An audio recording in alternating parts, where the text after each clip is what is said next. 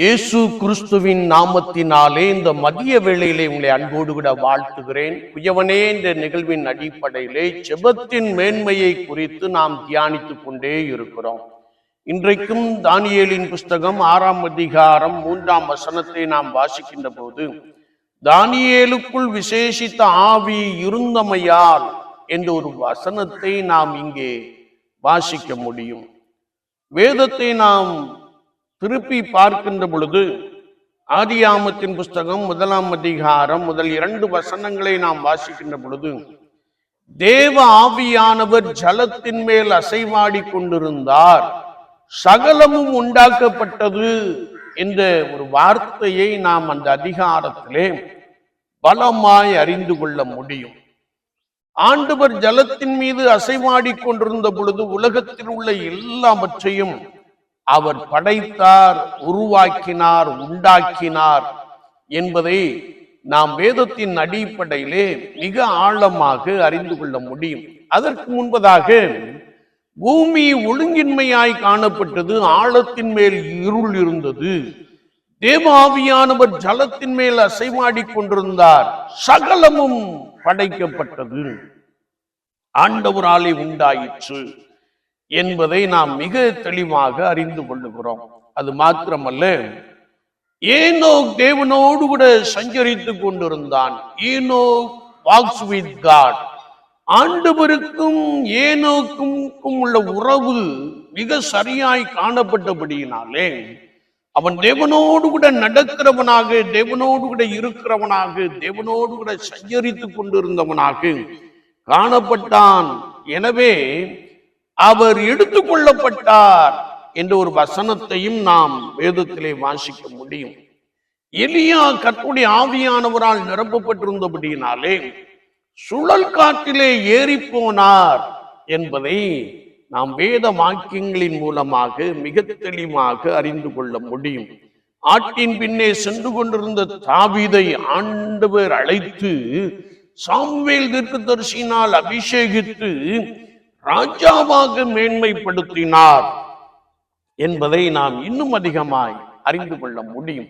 ஏசாயா தீர்க்கதரிசி சொல்லுகின்ற பொழுது 32ஆம் அதிகாரம் 15ஆம் வசனத்திலே, உன்னதத்திலிருந்து ஆவி நம்மேல் ஊற்றப்படும் மட்டும் அப்படியே இருக்கும், உன்னதத்தின் ஆவியானவர் ஊற்றப்பட்ட பின்பு வனாந்தரம் செழிப்பாகும், செழிப்பான வயல்வெளி காடாக எண்ணப்படும் என்று எழுதப்பட்டு இருக்கிறது. என்னை கேட்டுக்கொண்டிருக்கிற என் அன்பு சகோதரனை சகோதரியே, பரிசுத்த ஆவியானவர், உன்னதத்தின் ஆவியானவர் ஊற்றப்படுகின்ற பொழுதும் மட்டுமே மாற்றம் உண்டாகிறது, புதிய காரியங்கள் தோன்றுகிறது, புதிய செயல்பாடுகள் காணப்படுகிறது என்பதை குறித்து பரிசுத்த வேதத்தின் முழுமைக்கும் நாம் நன்றாய் வாசித்து அறிய முடியும். எனவேதான் தானியேலுக்குள் விசேஷித்த ஆவி இருந்தமையால் ராஜா அவனை மேன்மையாக வைத்தான், பிரதானிகளுக்கு மேன்மையாக வைத்தான் என்பதை வேத வசனங்கள் மிக ஆழமாக கற்றுக் கொடுக்கிறது.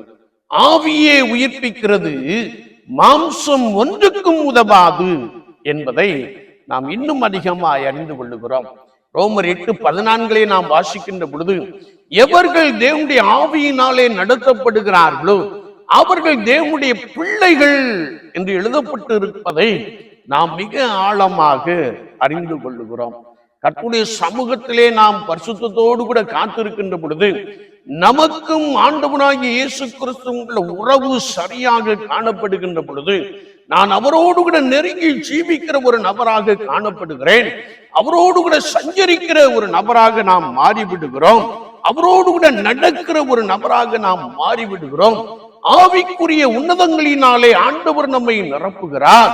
உன்னதத்தின் வல்லமையினாலே நிரப்பப்பட்டவர்களாக, தேவ அபிஷேகத்தை பெற்றவர்களாக, தேவனுக்காக காரியங்களை நடப்பிக்கிறவர்களாக நாம் மாறிவிடுகிறோம் என்பதை குறித்து இந்த வசனங்கள் மிக தெளிவாக கற்றுக் கொடுக்கிறது. என்னை கேட்டுக்கொண்டு இருக்கிற என் அன்பு சகோதரனை சகோதரியே, தானியேலுக்குள் விசேஷித்த ஆவி இருந்தது போல நாமும் கர்த்தருடைய பரிசுத்த ஆவியானவரை நமக்குள்ளே கொண்டு வாழுகிறோமா, அல்லது உன்னதத்தின் ஆவியானவர் நம்மேல் ஊற்றப்படும் வரைக்கும் நாம் பரிசுத்தத்தோடு கூட காத்திருந்து தேவ வல்லமையை தரித்து கொண்டவர்களாக, தேவ அபிஷேகத்தை பெற்றவர்களாக, தேவனுக்காக எழும்பி பிரகாசிக்கிறவர்களாக, நம்முடைய வாழ்க்கையிலே மாற்றத்தை கொண்டவர்களாக நாம் காணப்படுகிறோமா? நாம் 1 சாமுவேல் 10ஆம் அதிகாரத்திலே நாம் வாசிக்கின்ற பொழுது, கர்த்தருடைய ஆவியானவர் ஊற்றப்பட்ட பொழுது அவன் வேறு மனுஷனானான் என்ற ஒரு வார்த்தையை நாம் வாசிக்க முடியும். பரிசுத்த ஆவியானவர் நம்மை நிரப்புகின்ற பொழுது மாத்திரமே மாற்றம் உருவாவதை குறித்து வேதம் நமக்கு தெளிவாக கற்றுக் கொடுக்கிறது.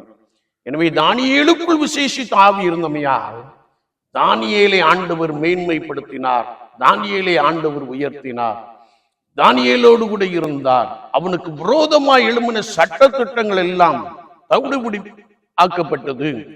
ஆண்டவர் அவனை மேன்மையாக வைத்தார் என்பதை நாம் மிக தெளிவாக அறிந்து கொள்ள முடியும். இந்த லெந்தனு நாட்களிலே ஆண்டவர் நமக்கு நல்ல தருணங்களை கொடுத்திருக்கிறார். முன்னோர்கள் ஏற்படுத்தின ஒரு காரியம். இந்த நாட்களிலே நாம் கர்த்தரோடு கூட, கர்த்தராகிய இயேசு கிறிஸ்துவோடு கூட இருக்க அதிகமாய் பழகிக் கொள்வோமே என்றால், ஆண்டவருக்கும் நமக்குள்ள உறவு சரியாய் காணப்படுமே என்றால், உன்னதத்தின் ஆவியினாலே நம்மை நிரப்புகிறார். நீங்கள் வேறு மனுஷனாவீர்கள், கர்த்தர் இந்த பூமியிலே உங்களை மேன்மையாக வைப்பார். அது மாத்திரமல்ல, 2ஆம் வருகையிலே அவரோடு கூட இருக்கக்கூடிய ஒரு பெரிய சிலாக்கியத்தை நாம் பெற்றவர்களாக காணப்படுவோம். தானியேலுக்குள் விசேஷ ஆவி இருந்தமையால் என்ற வார்த்தையின்படி நமக்குள்ளும் அந்த பரிசுத்த ஆவியானவரை, உன்னதத்தின் ஆவியானவரை, ஊற்றப்படுகின்ற பரிசுத்த ஆவியானவரை நாம் வாஞ்சையோடு, தாகத்தோடு, பரிசுத்தத்தோடு காத்திருந்து பெற்றுக் கொள்வோம். கர்த்தர் உங்களுக்குள்ளே ஒரு மாற்றத்தை உண்டு பண்ணுவார். நீங்கள் கர்த்தருடைய ஆவியானவரால் நடத்தப்படுவீர்கள். கர்த்தர் உங்களோடு கூட உங்களை பலமாய் நடத்துவாராக. ஆமீன், ஆமீன்.